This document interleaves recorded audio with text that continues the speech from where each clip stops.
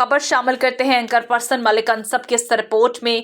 PP 147 में ज़िमनी इंतखाबात की तैयारियां जोरों शोर से जारी।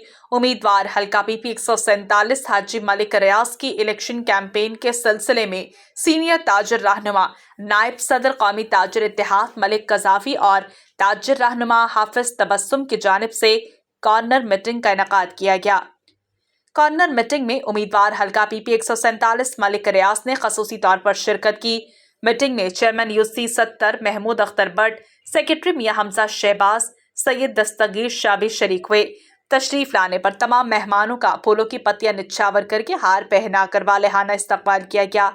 ताजिर रहनुमा मलिक कज़ाफी का कहना था कि मुस्लिम लीग नून ने ही हर बार आवाम की मुश्किलात को हल किया है।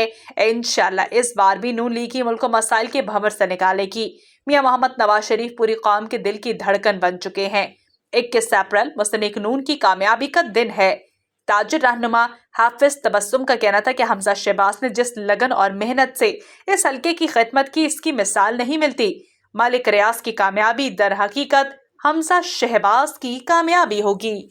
राबिया वेलफेयर अस्पताल, इलाज और मुआलजे की भरोसा मंद जगह, जहां डॉक्टर्स अपनी खिदमात बेहतरीन तरीके से अंजाम दे रहे हैं। यहाँ हर बीमारी की तशखीस की जाती है। राबिया वेलफेयर अस्पताल। मजीद मालूमात के लिए हमारे कस्टमर केयर नंबर पर कॉल करें।